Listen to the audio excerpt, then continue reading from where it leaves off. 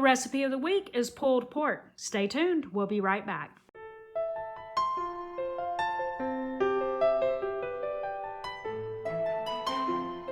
Welcome back to The Long Run with Joel and Christy. I'm Christy, and today's recipe of the week is pulled pork. Let's get to it. Okay, first we're going to start with making homemade barbecue sauce. Now, if you're not interested in making homemade barbecue sauce and you want just to go straight to the pulled pork recipe, then I will put a timestamp up in the corner so that you know exactly when I started. Okay, and know that both recipes will be linked in the description if you are interested in either one. But we're going to start with 6 ounces of tomato paste, water, apple cider vinegar. The recipe calls for honey or brown sugar. We use coconut sugar instead. We just feel that it's a better sugar for you because it doesn't spike your blood sugar as much as brown sugar would. And so we just have always gone with coconut sugar in this case. Molasses, we always choose blackstrap molasses. All right, and then we got chili powder, paprika, garlic powder, onion powder, salt, black pepper, and cayenne. You just put it in the pot, you mix it together, you bring it up to a simmer. You simmer that for 5 to 10 minutes. And you want to, when you do, you'll be able to smell, it'll smell like barbecue sauce, and that's when you know that it's ready, when it starts smelling like that, like strong barbecue sauce smell. And if you need, you can add water to thin it out. We've never had to do that. You can store it in the refrigerator up to 2 weeks or in the freezer for up to 3 months. We usually just make a batch the day or either the day before we make the recipe. Okay, so let's move on to the pulled pork recipe. So the recipe actually calls for a 2.5 pound pork tenderloin or pork shoulder, pork butt, whatever. And we want to make sure we have plenty of leftovers, so we get whatever, like the biggest size. Sometimes it's like 6 or 7 pounds.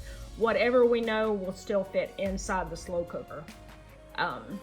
Then you may be wondering if we double up on the ingredients that go in it, since we have a much larger pork butt in it, and the answer is no. Not exactly, and I'll explain that as we go. So we're gonna put the pork butt in the bottom of the slow cooker. I always still spray the bottom of it. Then you're gonna add the barbecue sauce and apple cider vinegar, and then you sprinkle on the seasonings, chili powder, garlic powder, salt, and pepper, and you cook on low for 8 to 9 hours, or you can do high, 5 to 6. I like to do low and slow, so we do the 8 to 9 generally. Then we'll remove the pork to a cutting board and let it rest for 10 minutes. So where we vary there is, most people would say that was done and according to the recipe, but what we do is we actually make another batch of the barbecue sauce. And actually what I do is, when I'm making the batch earlier in the day, I make 2 batches and then I put 1 in the refrigerator. But I put it in the pot. We put as much pork as we think we're going to eat that night back into the pot. We add another batch of the barbecue sauce, and that way it has plenty of barbecue sauce flavor in it. And that's pretty much it. We just stir it in that barbecue sauce until everything is heated through, and then we're ready to plate it.